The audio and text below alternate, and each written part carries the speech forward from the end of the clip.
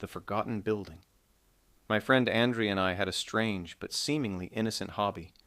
We loved exploring abandoned buildings. Old factories, deserted dormitories, unfinished hospitals. Everything drew us like a magnet. We were curious to imagine how people once lived here, laughed, argued, made plans for the future, and then just disappeared, leaving behind bare walls and dust. We never broke anything. We never destroyed. We just looked, listened to the silence. Sometimes silence spoke louder than any words. One evening, Andrea sent me a photo.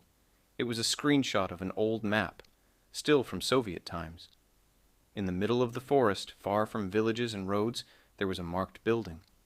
No name, just a gray rectangle. "Look at this," he wrote. "There's nothing about it. No internet posts, no archives." "Maybe it's just destroyed," I replied. "Or maybe it's forgotten," he said. We decided to go there for the weekend. 2 days. Overnight. At the time, it seemed like an amazing adventure. The road was rough. The last few kilometers we had to walk because the car couldn't pass. The forest was dense, ancient, as if untouched for decades. Even the birds were almost silent. And then it appeared. A massive, multi-story building with peeling walls. Windows, black voids. Some balconies had collapsed. It looked like the building had been slowly rotting for decades. "Wow," Andrea whispered. "This isn't just a residential building." I felt it too. There was something wrong with it, like it shouldn't even exist. We went inside. The first floor was filled with trash and debris. Old furniture, rusty beds, children's toys. Those places always scared the most, seeing traces of children where there has long been no life. On the wall, someone had once written in crooked paint, "Don't look at them for long." "Look at who?" Andrea joked. I didn't answer. Somehow it wasn't funny. We climbed higher. The second floor was colder, really colder, even though it was warm outside. And there was silence. Absolute. Even our footsteps sounded muffled, as if the building swallowed them. In some apartments we saw a strange thing. Mirrors. They were broken, but not all. Some were whole, clean, without dust, as if someone had wiped them recently. "Do you see this?" I whispered. "Yeah, but no one is here." In the mirror, for a second I saw movement. I turned. Nobody was there. We decided to sleep on the third floor, in a room without doors, but with a relatively intact floor. We set up our sleeping bags, ate some canned food, tried to laugh, trying not to think about the strange details. But at night, I wasn't laughing. I woke up to the sound of breathing, slow, heavy, not near me, somewhere in the corridor.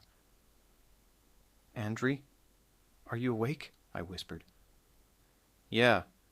Do you hear it too?" he replied after a pause. Footsteps. Slow. They weren't approaching. They were just walking, back and forth, like someone was searching. And then silence. Then a voice. Very faint. "Don't look!" I hid my head in the sleeping bag like a child. I only fell asleep at dawn. The next day, Andrea was different. Silent. A few times he looked over my shoulder and quickly turned away. "Are you okay?" "Yeah. It's just something is watching us." "Who's watching?" He didn't answer. We decided to check the upper floors and then leave, but on the stairs, Andrea stopped. "Do you hear that?" "What?" "It knows my name." And then I heard it, a faint whisper from the dark stairwell. "Andrea." He took a step forward. "Stop!" I shouted, but he was already walking, as if someone was pulling him with an invisible string. I ran after him. We went down a floor, then another, but the building had changed. The corridors were longer. The doors were different. I no longer recognized the layout. "Andrea," he turned to me one last time. "They say I've lived here." And he disappeared into the darkness. I searched for him for hours, screaming, running, falling, and the building only answered with whispers and laughter. In the mirrors, I began to see not myself, People, many people, standing behind me, watching. I ran out of the building. I don't remember how. The forest looked different. The road was longer. I walked until evening, until I reached the highway. I returned home alone. The police found nothing. The building, gone.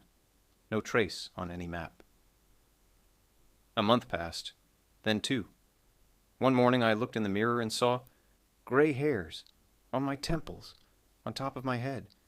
I was 28 years old, and sometimes when I'm alone and stare into the darkness too long, I hear a familiar voice.